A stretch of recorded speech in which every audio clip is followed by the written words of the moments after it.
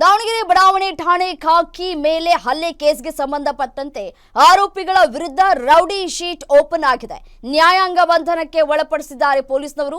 ವಿದ್ಯಾನಗರ ಠಾಣೆಗೆ ಕರೆದುಕೊಂಡು ಬಂದಿದ್ದಂತಹ ಪೊಲೀಸರು ಆರೋಪಿಗಳನ್ನ ಕರೆದೊಯ್ದು ಎಸ್ಪಿ ಬಳಿ ಪೊಲೀಸರು ತೆರಳಿದ್ದಾರೆ.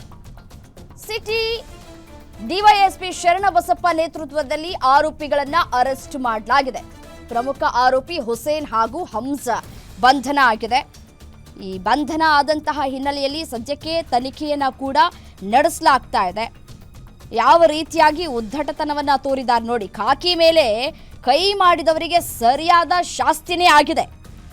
ಪೊಲೀಸರ ಮೇಲೆ ಅಟ್ಯಾಕ್ ಮಾಡುವಷ್ಟು ದರ್ಪವನ್ನ ತೋರಿಸಿದಂತಹ ಈ ಹುಸೇನ್ ಮತ್ತು ಹಂಸ ಅವರ ವಿರುದ್ಧ ರೌಡಿ ಶೀಟ್ ಓಪನ್ ಆಗಿದೆ.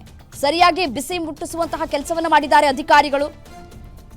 ಸಿಟಿ ಡಿವೈಎಸ್ಪಿ ಶರಣಬಸಪ್ಪ ನೇತೃತ್ವದಲ್ಲಿ ನಡೆದಿರುವಂತಹ ಈ ಒಂದು ಮಿಂಚಿನ ಕಾರ್ಯಾಚರಣೆ ಆರೋಪಿಗಳ ವಿರುದ್ಧ ಕೇವಲ ಕೇಸ್ ದಾಖಲು ಮಾಡದೆ ರೌಡಿ ಶೀಟನ್ನು ಈಗ ಸದ್ಯಕ್ಕೆ ಓಪನ್ ಮಾಡುವ ಮುಖಾಂತರ ಇಡೀ ನಗರದ ರೌಡಿಗಳಿಗೆ ಪೊಲೀಸರು ಖಡಕ್ಕಾಗಿಯೇ ವಾರ್ನಿಂಗ್ ಪಾಸ್ ಮಾಡಿದ್ದಾರೆ.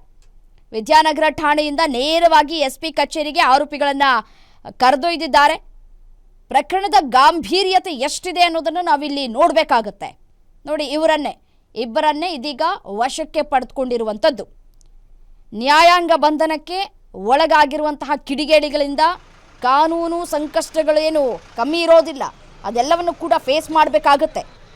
ದಾವಣಗೆರೆಯಲ್ಲಿ ಶಾಂತಿ ಸುವ್ಯವಸ್ಥೆಗೆ ಧಕ್ಕೆ ತರುವವರ ವಿರುದ್ಧ ಇನ್ನು ಮುಂದೆ ಇದೇ ರೀತಿಯ ಝೀರೋ ಟಾಲರೆನ್ಸ್ ಕ್ರಮ ಆಗಬೇಕಾಗತ್ತೆ.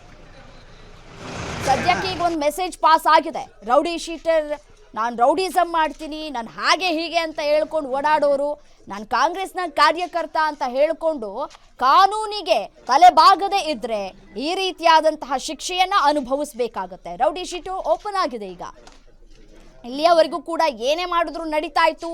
ಯಾರಿಗೆ ಬೇಕಾದರೂ ಹವಾಜ್ ಹಾಕ್ಬೋದಾಗಿತ್ತು, ಯಾರಿಗೆ ಬೇಕಾದರೂ ಹೊಡೆದು ನಾನು ಜಯಿಸ್ಕೊಳ್ತೀನಿ ಅಂತ ಹೇಳ್ತಾ ಇದ್ದಂತಹ ಇವರುಗಳು ಈಗ ಅದು ಪೊಲೀಸ್ ಅಧಿಕಾರಿಯ ಮೇಲೆ ಕೈ ಮಾಡೋದು, ಎಳೆದಾರುವಂತಹ ದೃಶ್ಯಗಳೆಲ್ಲವೂ ಕೂಡ ನಾವು ಗಮನಿಸ್ತಾ ಇದ್ದೀವಿ. ಮತ್ತೆ ಅಧಿಕಾರಿಗಳು ಅಸಹಾಯಕರಾಗ್ಬಿಟ್ಟಿದ್ರು.